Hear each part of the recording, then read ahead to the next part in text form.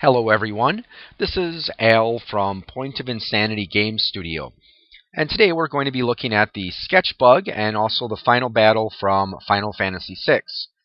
Now on my most recent episode of Geekery in General, my guest Dan from Radio Free Borderlands and I discussed Final Fantasy VI, and we mentioned the sketch bug. So this is just a little video showing some of the fun things you can do with it. There's a couple ways you can do it. I usually like to do it on the Velt. One of the first ways you can do it is you cast Vanish on an enemy, and you will need Realm in your party. So you have her sketch. And when you do that, it somehow messes up the game. And in a situation like this first try here, it just froze the game. But sometimes even more fun things can happen. So let's take a look at this one here. Okay, looks like one of them is icy blue status. I'm not sure what that is. We've got Go-Go, who's stoned and floating, and for some reason the battle menus became all messed up. And then after I tried to do something, though, the game pretty much just froze. Oh yes, and poor Realm disappeared, and some of the names were changed here because I was playing this particular file when my son was watching, and he didn't like the name Realm, and I was playing Final Fantasy IV at the time, the after years, so we named her Rydia, and Pancake, well, that's actually Pancake, that's the name of one of our dogs. So here's another attempt to do the sketch bug on a vanished enemy.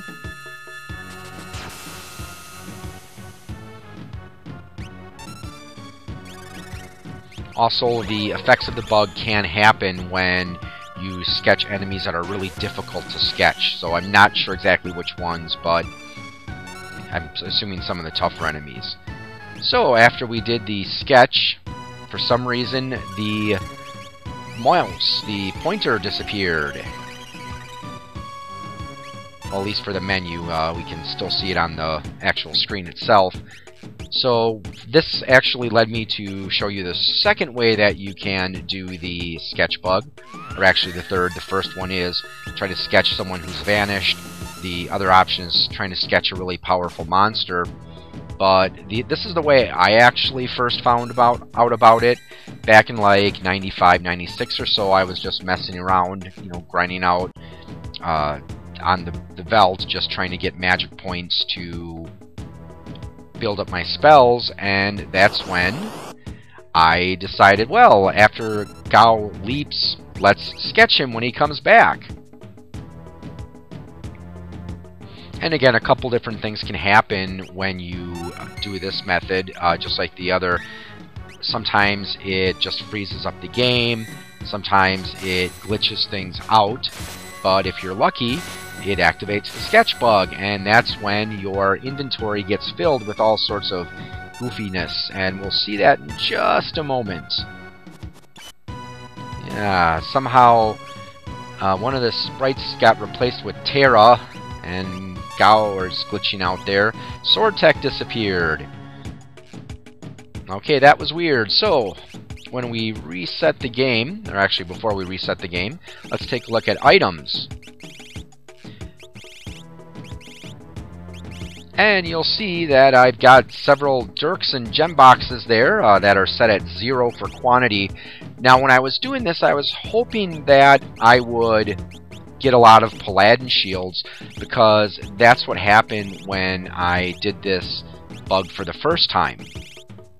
But as you can see in this case, all I really got was just a tons of Dirks, but there were some other things I saw in there. I think there were some other nice weapons where I got multiples of.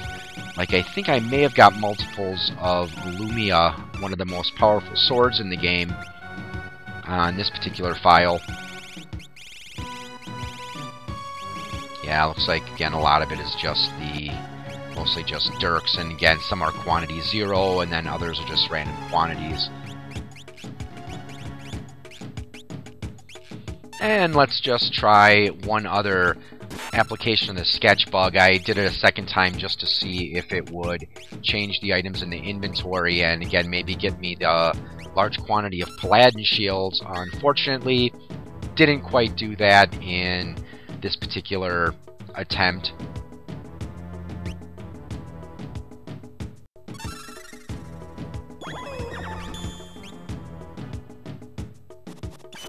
But again, we still had some silliness occur. Wow, yeah, it switches out the sprites there, and one thing that was kind of strange, I know with one of the menus when I was looking through the spells, it had stuff that wasn't there. But this is my file where I first did it on, and again, you'll see that all 4 characters here have Paladin shields, and Locke and Terra there have a Lumia.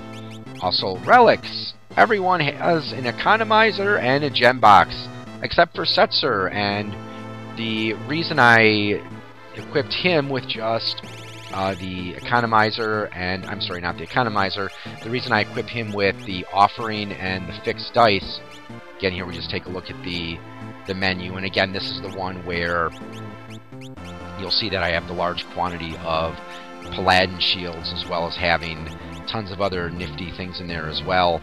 8 Atma weapons. Let's see, anything else exceptional there? Again, you'll see more Lumias. Bunch of mass immunes.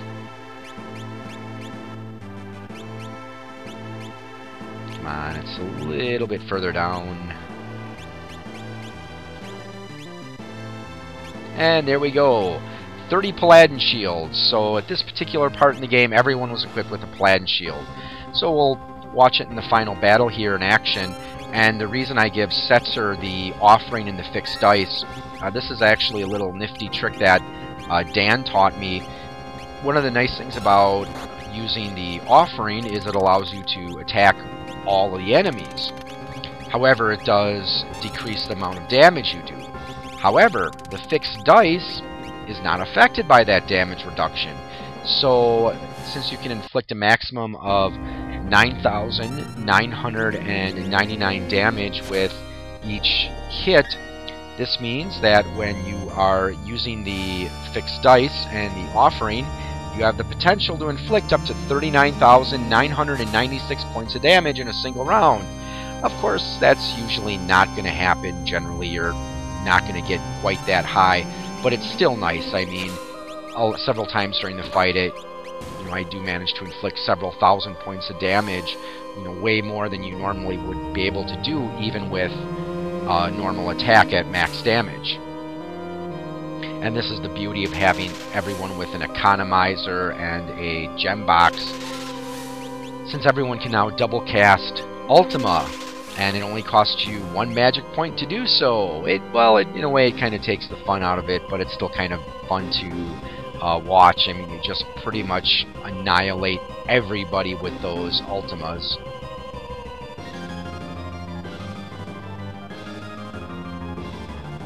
So moving on to the next part here, and while we're watching this battle, there's one web series that I talk about occasionally called Game Theory, and the host of that did an episode, Are Final Fantasy Games Against Religion?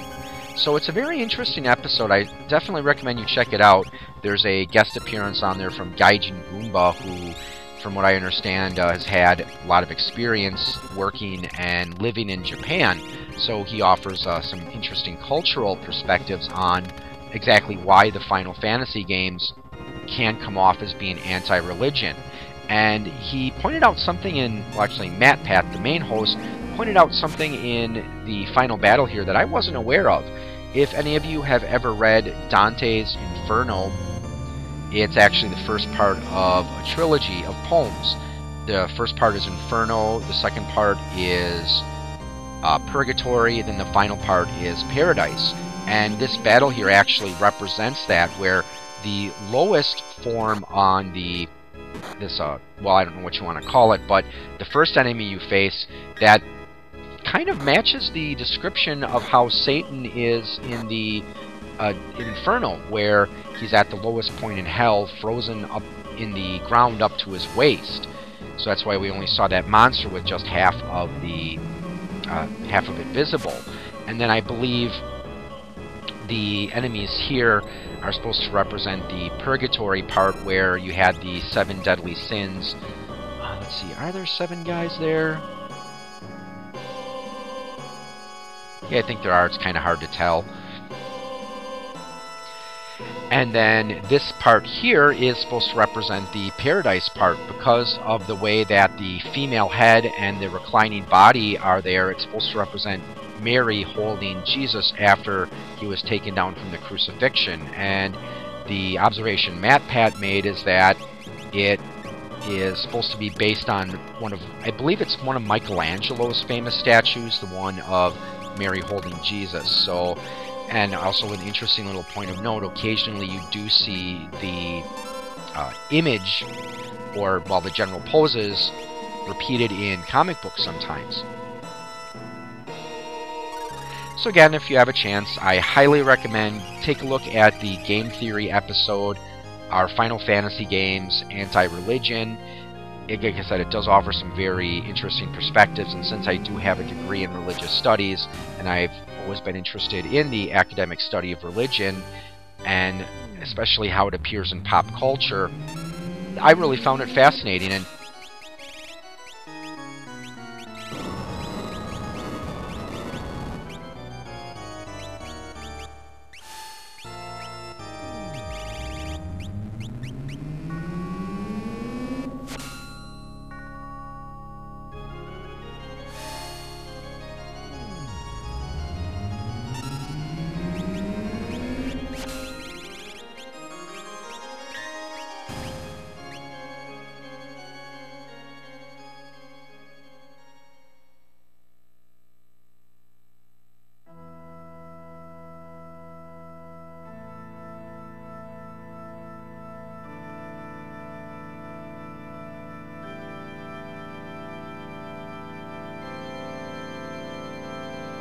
And then, of course, the final battle with Mr. Kefka.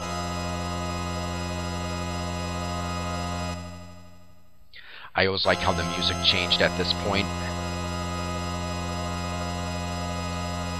And for those of you out there who enjoy listening to video games casually, I highly recommend the album Distant Worlds 2, which is the music of Final Fantasy. Except it's been rearranged. That's what I'm looking for. It's been rearranged by its composer, and they do a really, really awesome version of Dancing Mad on that episode. So definitely check that out if you have a chance. And again, if you're one of those people who likes listening to video game music while taking a walk or exercising or doing homework or just for fun. Never understood exactly what that head that appears under Kefka's hand is supposed to be. His lost innocence, perhaps? Because, you know, Kefka had to have been an innocent child sometime in his life. I mean, he didn't just wake up one morning and, hey, I'm this insane evil clown-like guy. And again, this is where the fixed dice offering combination with Setzer is really helpful because, you know, again, you'll see that even with Ultima, I'm only inflicting a maximum of 9,999 damage, but again, by using the fixed dice, I can usually inflict even more than that. So, just a nice little trick to use sometime. And if you really don't mind long battle animations, you can always equip him with the Genji glove as well, and give him the dice in one hand and the fixed dice in the other. Well, I hope you enjoyed this little impromptu episode, and I hope you listen to the Final Fantasy VI episode that Dan and I from Radio Free Borderlands do. So thanks for watching, and have a good evening as we watch Kefka crumble to dust.